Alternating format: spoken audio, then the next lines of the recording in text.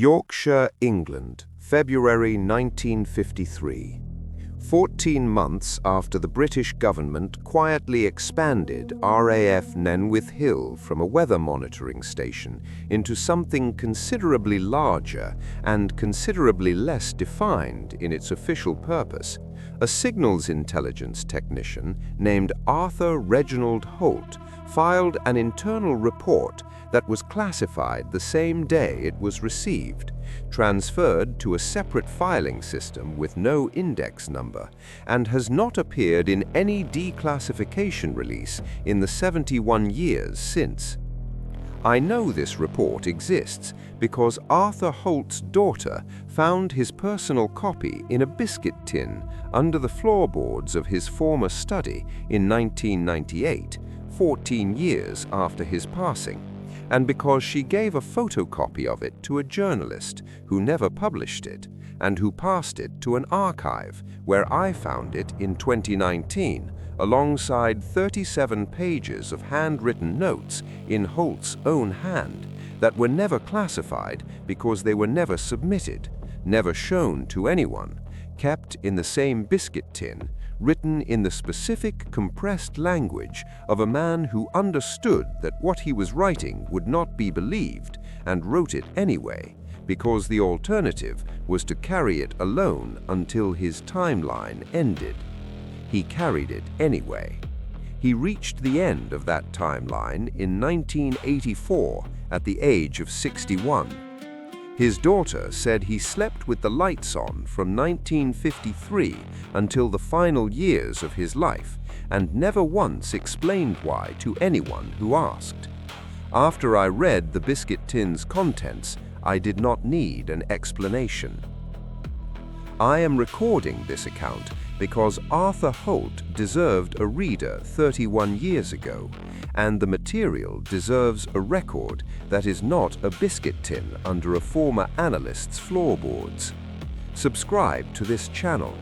Every week, a file that was never supposed to leave the building, a record that found its way out anyway.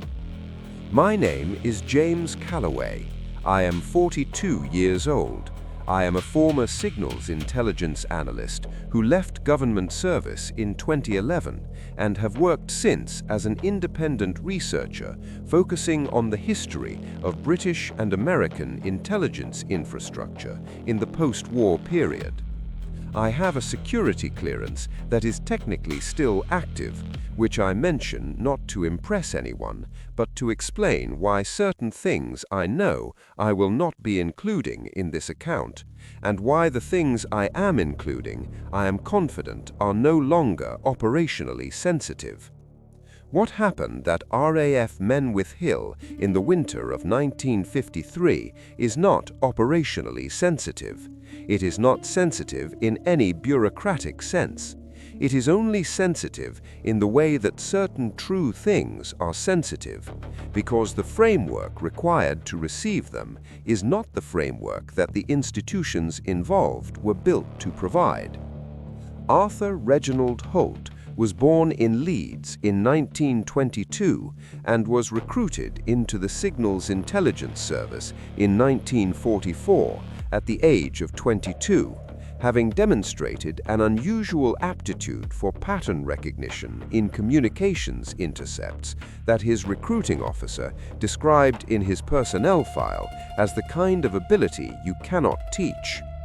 He served through the end of the global conflict in a listening post in Scotland and was transferred to the expanded Menwith Hill facility in January of 1952, assigned to what the internal documentation called the Deep Frequency Monitoring Section, a team of 6 technicians responsible for operating and interpreting signals from an array of antenna installations that had been added to the facility in late 1951, equipment that Holt describes in his personal notes as unlike anything in the standard signals intelligence inventory, operating in frequency ranges that the conventional equipment of the period was not designed to access.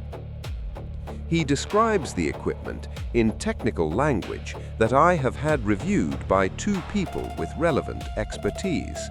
Their assessment is that the equipment Holt describes corresponds to no signals intelligence system in the declassified record from that period, but is consistent with experimental work that was being conducted at several facilities in the early 1950s on the margins of the conventional signals intelligence program. Work that was attempting to monitor not communications between human operators, but something the internal documentation Holt references describes only as ambient signal environment. What that phrase means in the context of the post-war British signals intelligence program is something I spent 6 months trying to determine.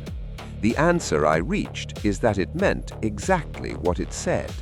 They were listening to the background. They were attempting to monitor the signal that existed in the electromagnetic environment when no human-generated transmission was present. They were, in the language of one internal document that Holt quotes in his notes, attempting to characterize the baseline. I am telling you this as background because without it, what happened in February of 1953 has no context. With it, it has too much.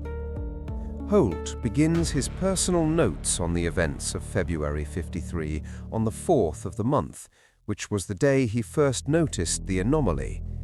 His language is precise and technical for the first several pages, the language of a trained analyst recording an observation in a form that a colleague could replicate and verify. He notes that at approximately 2:15 a.m. on the morning of the 4th, the deep-frequency monitoring array at Menwith Hill began receiving a signal in a frequency range that the equipment had been logging as empty for 14 months of continuous operation. Not a new transmission from a new source, a signal that had been present in the frequency range the entire time, below the threshold of the array's sensitivity, and had on the morning of February the 4th increased in amplitude to the point where it was measurable and recordable.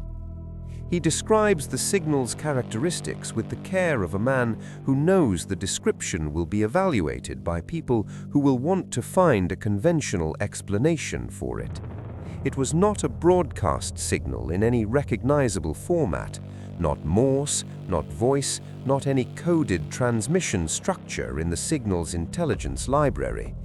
It had internal structure. That was the phrase he used twice in the classified report and underlined once in his personal notes. Internal structure. It was not noise. Noise was the absence of structure. This had structure that was complex enough that his initial analysis software, the pattern recognition systems the facility used for identifying coded transmissions, it had flagged something that Holt, after 48 hours of analysis, was certain was not human-generated. He was certain for the following reasons, which he sets out methodically. First, the signal was continuous. It had been present below the array's previous sensitivity threshold for the entire 14 months of monitoring, which meant it predated the facility's expansion and almost certainly predated the facility entirely.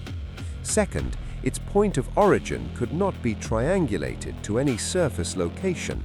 The directional analysis of the array's receivers consistently placed the signal's origin as subsurface below the ground level of the monitoring site, at a depth the triangulation could not precisely determine, but which the geometry of the readings suggested was significant. Not a few meters, not a basement or a tunnel.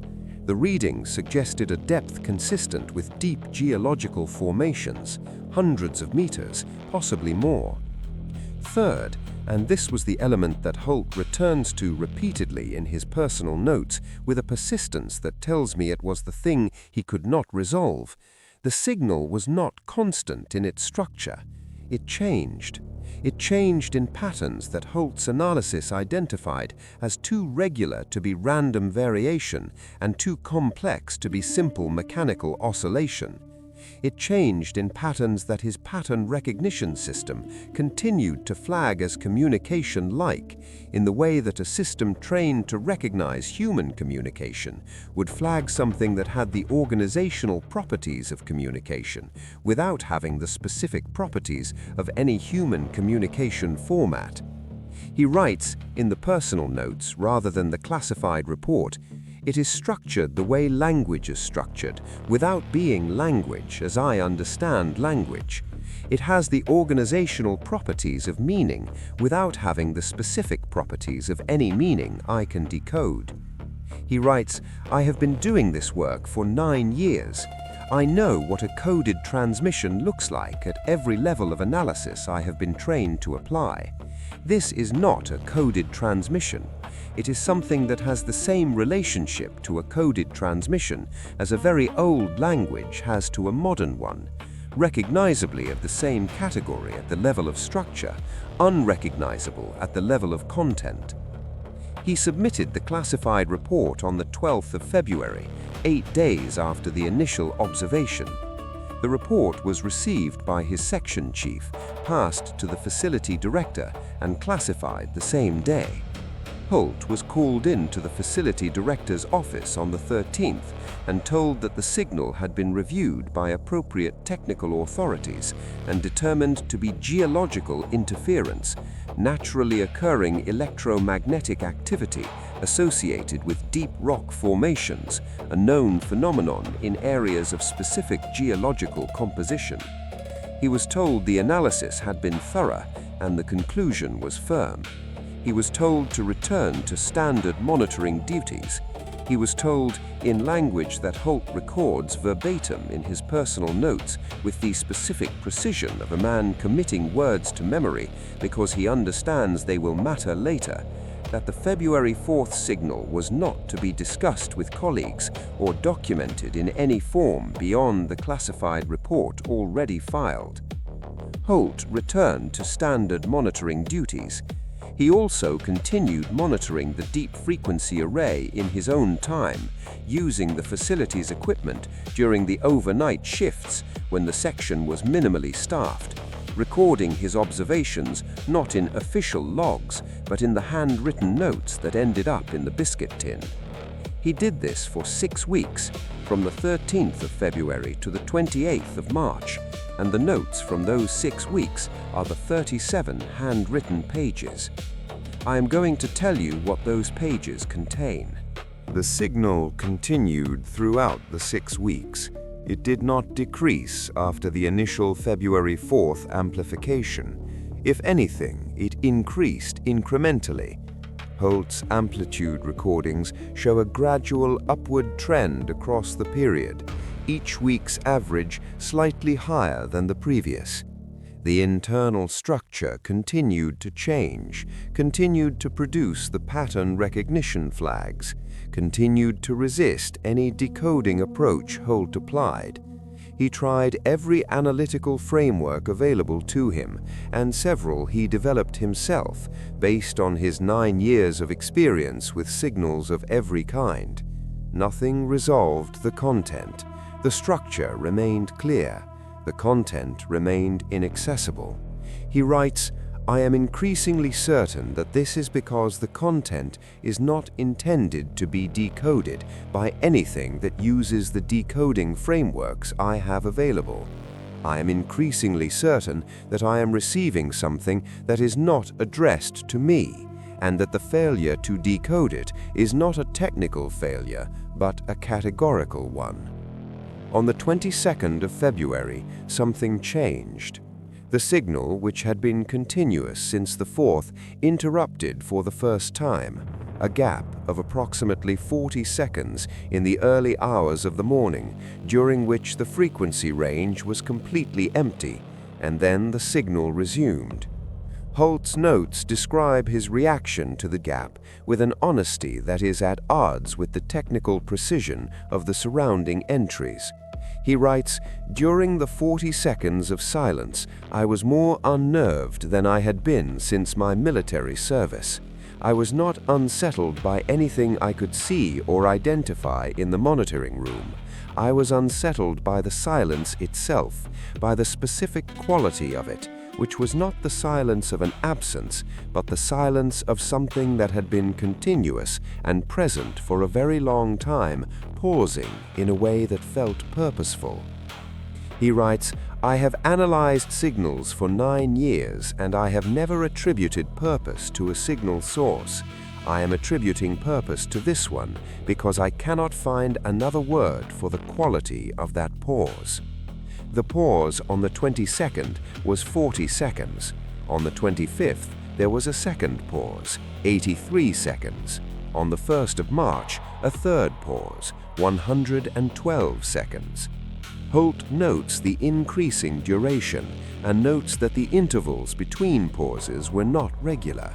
3 days, then 3 days, then approximately the same. He notes that during each pause, the deep frequency monitoring equipment showed a secondary reading that had not been present in continuous signal periods, a brief, broad spectrum emission at the moment the signal resumed, as if the resumption required an energy expenditure that the continuous state did not. He writes, "It is expending something to resume. The pauses are not rest periods, they are something else. Something that requires effort to conclude." On the 7th of March, the first physical event occurred. Holt had been at the monitoring equipment for approximately 3 hours since midnight when the signal produced a pause, the fourth of approximately 90 seconds, and during the pause, Holt heard, from somewhere below the monitoring room floor, a sound. He describes it carefully in the language of a man who understands that sound descriptions are subjective and who is trying to give an objective account. He writes, "A low sound, below the range where I could determine its frequency precisely, with a resonance that suggested it was traveling through solid material rather than through the air room, through the floor structure and the ground beneath it rather than through the room's atmosphere. It had a duration of approximately 20 seconds. It was not a mechanical sound, not any building system I am familiar with.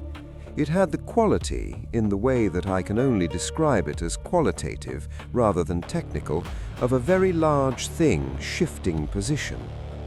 He reported it to the night duty officer, a man he identifies as Davies, who recorded it in the facility's incident log as probable geological settling, a standard classification for unexplained building sounds at a facility constructed on deep rock formations. Holt noted that Davies made this entry quickly, without investigation, in the manner of a man who has been told to classify certain observations in certain ways and who is doing so efficiently. Holt did not press Davies on this. He went back to the monitoring equipment. The sounds continued on 4 subsequent nights, each one during a signal pause, each one in the same approximate frequency range, traveling through the floor structure, lasting between 15 and 25 seconds. The fourth one, on the 17th of March, was accompanied by a measurable vibration in the monitoring room, not significant enough to disturb equipment, but significant enough that Holt's coffee cup moved on the desk surface during the sound. He measured the vibration's duration at 18 seconds. He noted it carefully. He writes, "Whatever is producing the sound is producing it at a scale that is transmitted through significant depth of solid rock before it reaches the surface. The sound we receive in the monitoring room is the attenuated end of something that originates far below. The original source is producing something considerably more significant than what we are able to detect." On the 20th of March, Holt observed the first surface phenomenon. He was walking from the monitoring building to the facility canteen at approximately 6 a.m., the end of his overnight shift, dawn just breaking over the Yorkshire moors, the facility's antenna arrays visible against the grey morning sky. He describes the morning with the observational precision of a man who has been awake all night and whose senses are therefore both sharpened by fatigue and potentially affected by it. He is careful about this qualification. He writes, "I am recording what I believe I observed with the note that my observational condition was not optimal." What he observed was this. At a point in the open ground between the monitoring building and the main facility structure, approximately 40 meters from where he walked, the ground had cracked. A fissure in the frost-hardened Yorkshire earth, approximately 2 meters in length and of indeterminate width. He could not determine the width from his distance and did not approach it. The crack ran in a direction that, when he later checked against the antenna array layout, was consistent with the subsurface origin point of the signal as determined by the directional triangulation. It ran toward the array. He writes, "As if whatever is below is moving in the direction of what is above it that it can detect, as if it has become aware of the receiving array and is orienting toward it." He reported the fissure to facility maintenance. It was filled and repaired by the end of the day. The maintenance record, which Holt photographed with a personal camera, the photograph is in the biscuit tin, classifies it as frost heave, a common enough occurrence in Yorkshire in March, and a reasonable classification for a single crack in frozen ground. Holt notes that the temperature the previous night had not been below freezing for the first time in 3 weeks, and that frost heave is a phenomenon of freezing, not of thawing, and that the maintenance team's classification was therefore technically inconsistent with the conditions. He does not pursue this observation in the notes beyond recording it.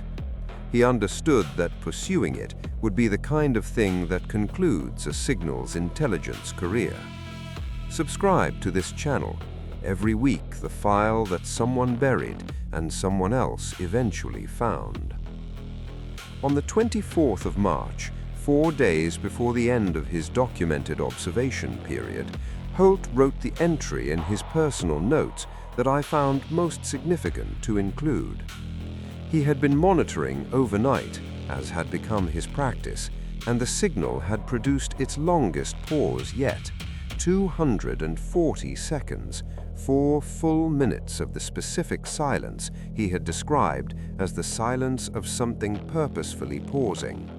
During the pause, the sound from below the floor had been present and had been more pronounced than on any previous occasion. Pronounced enough that when Holt stood from his chair and placed his ear to the floor, which he describes doing with the unself-conscious matter-of-fact feeling of a scientist conducting an observation, he could feel the vibration in the floor surface against his skull. He remained on the monitoring room floor with his ear pressed to the linoleum for the duration of the sound, 22 seconds, and he describes what he received with a precision that tells me he was aware the description would be the most challenging element of the record to convey credibly. He writes, "Through the floor I received the signal at considerably greater clarity than through the room's atmosphere. It was still low, below the range where I could identify its frequency precisely. But at the floor, through the building structure, it had a quality that it did not have through the air, a complexity. It was not a simple vibration. It was not a mechanical oscillation or a geological settling sound or any other natural or mechanical process I have encountered in 40 years of professional and personal experience. It was internally varied in a way consistent with structure. It had the same relationship to the signal I had been monitoring on the equipment as a voice has to a text. It was the source of the signal.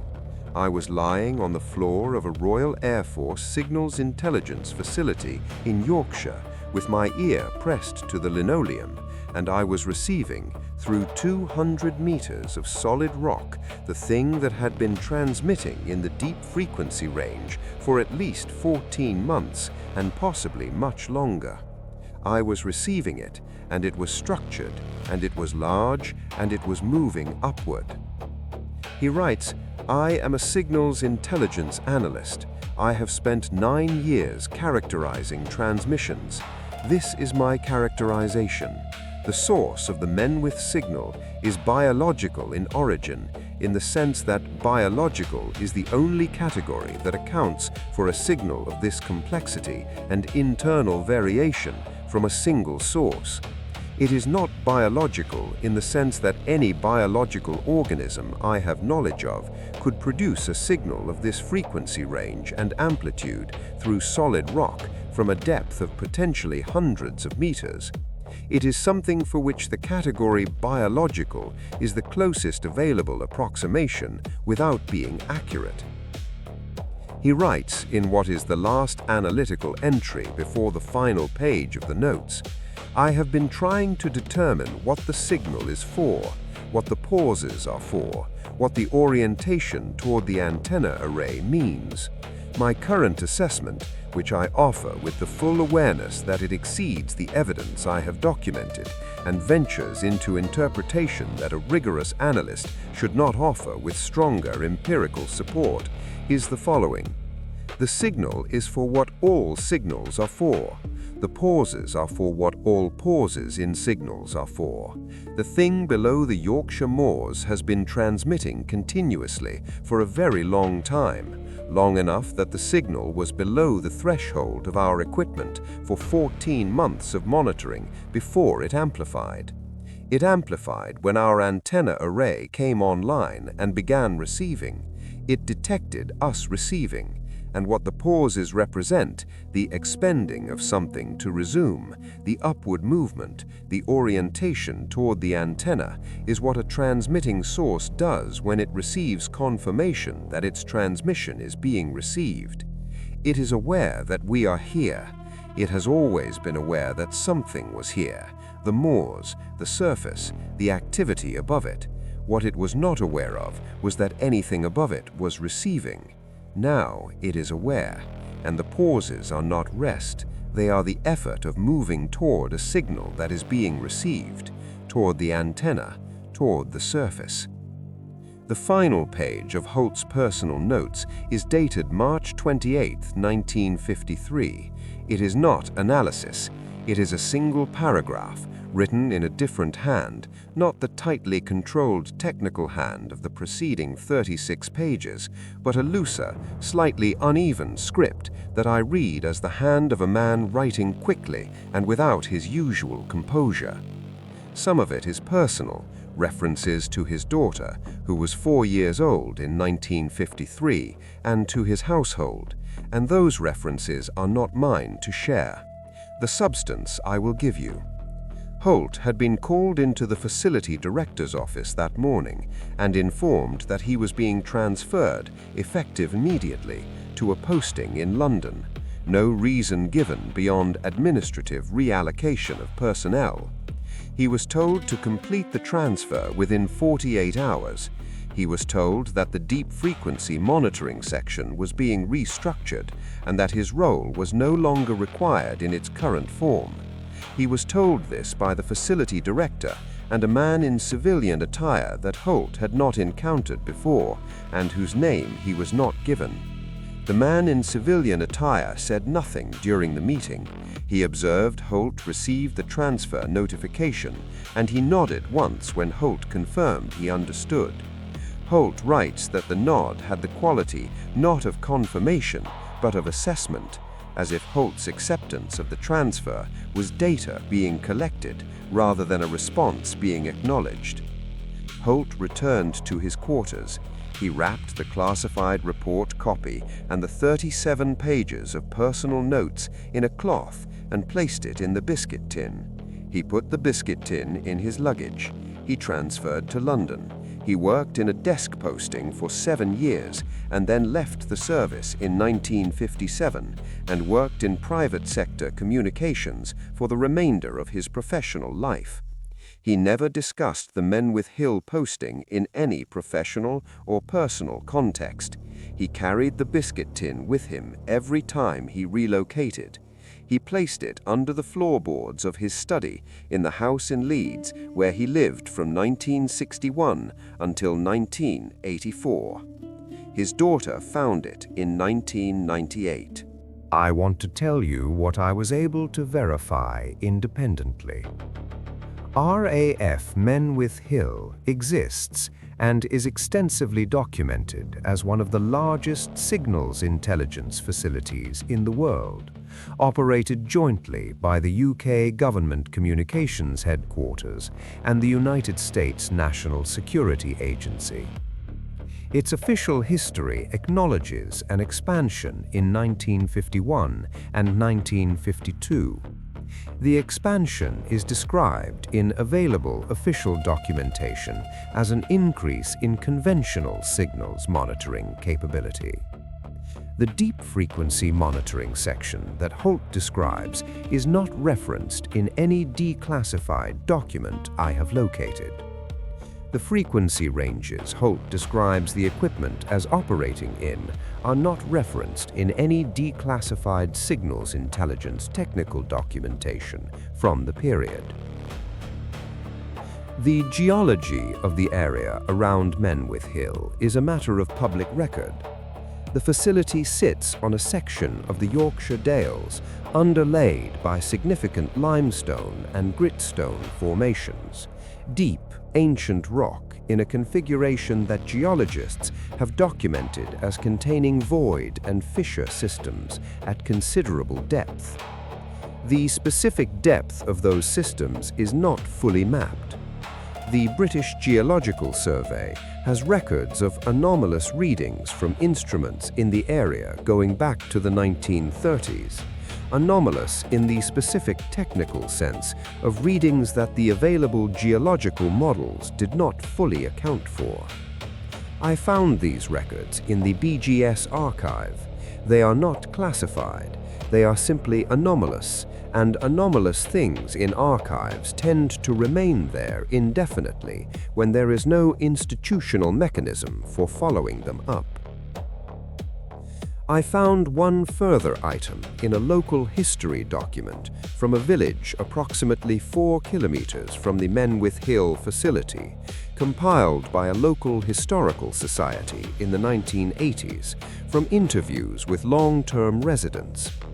The document records an account from a farmer whose family had worked land adjacent to what is now the facility site since the 19th century. The farmer, interviewed in 1981 at the age of 73, said that his father had told him that the area of moorland where the facility now stood had been known locally for as long as anyone could trace by a name in the old Yorkshire dialect that the local history documents compiler translates as the listening ground. The farmer did not know the origin of the name. He said his father had not known the origin of the name. He said the name was simply what the land was called by people who had lived beside it, and that as far as he knew, it had always been called that, and nobody had ever explained why. The listening ground. I have thought about those two words many times since I read the local history document. I have thought about what it means for a piece of land to be called the listening ground by people who had no signals intelligence equipment, no knowledge of electromagnetic frequency ranges, no framework for understanding what might be below the land they were naming. I have thought about what they heard or perceived or experienced on that moorland that produced the specific word listening as the operative description of the place. I have thought about Arthur Holt lying on the floor of a monitoring room with his ear pressed to the linoleum, receiving something structured in the rock below him and writing that it was moving upward. I have thought about the fissure in the frozen ground oriented toward the antenna array. I have thought about the pauses and the effort of resuming, and the upward orientation, and the 48-hour transfer that removed the one person at the facility who was documenting what the equipment had found. The facility at Menwith Hill is still operational. It is one of the most significant signals intelligence installations in the world. The antenna arrays that were present in 1953 have been substantially expanded and augmented in the 71 years since. The facility's footprint has grown considerably. The equipment has been updated through multiple generations of technology, and the deep rock beneath the Yorkshire moors has had 71 years of that equipment operating above it. I do not know what the current status of the deep frequency monitoring section is, or whether it still exists under that designation or any other, or what the signals it was monitoring in 1953 have done in the 7 decades since a signals intelligence analyst was transferred out of Yorkshire 48 hours after concluding that what was below the moors had become aware that it was being received. I know that Arthur Holt slept with the lights on from 1953 until the final years of his life. I know that his daughter, when I spoke with her by telephone in 2020 to discuss the biscuit tin's contents, said that she had asked him once when she was a teenager why he always left the lights on, and that he had looked at her for a moment and said, "Because some things are better at locating you in the dark," and then had changed the subject and never returned to it. She said he had been a thoughtful, careful man who was good at his work and content in his private life, and who had one quality that she had never fully understood until she read the biscuit tin's contents in 1998. She said, "He never went anywhere without knowing where all the exits were. Every room, every building, every vehicle. He always knew how to leave quickly." She said, "I assumed it was simply professional habit. After I read what was in the tin, I understood it differently." He was a man who concluded at some point that something was aware of his location, and he spent the remainder of his years making sure he knew how to leave wherever he was, because something that is aware of your location and is moving upward is something you want options against. She said she had not returned to the house in Leeds after finding the biscuit tin. She placed it with an estate agent in 1999 and relocated, and did not look for a property within a significant distance of Yorkshire. I am 42 years old, and I am a former signals intelligence analyst, and I have read Arthur Holt's 37 pages 3 times. The first reading I considered the record of a professional who had experienced a period of significant stress and had interpreted ambiguous signals data through that lens. The second reading I considered the record of someone who had found something genuine and had been removed before he could fully characterize it. The third reading I thought about the listening ground and the pauses and the upward movement and the fissure in the frozen ground oriented toward the antenna array, and I thought, Arthur Holt concluded that it detected the equipment receiving and oriented toward it. In 1953, the equipment was a relatively modest antenna array. In 2024, the equipment above the same deep rock formations is one of the most capable signals intelligence installations on the planet.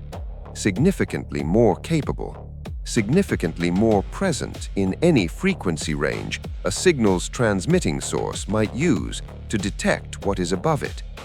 I do not know what that means for what is below the listening ground.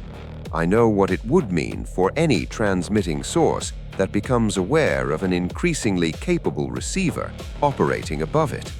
I know what the signals intelligence literature indicates about sources and receivers and the relationship between them. I know what Holt concluded about the pauses and about what the effort of resuming represents and about the direction of movement. 71 years is a considerable interval. It is also, depending on the timescale of what is below the Yorkshire moors, not very long at all. If this account has stayed with you, if Arthur Holt deserves the reader he never had, Subscribe to this channel. Every week, a file that was placed somewhere it would not be found and found its way out regardless. The listening ground is still there. The equipment above it continues operating. Somewhere below the Yorkshire moors, in the deep limestone and gritstone formations, in the darkness and the pressure and the geological time that does not move at the pace of professional careers or human lifetimes, something has been transmitting for longer than the facility has been receiving. And it has been aware since February of 1953 that something above it is listening. Leave the light on tonight.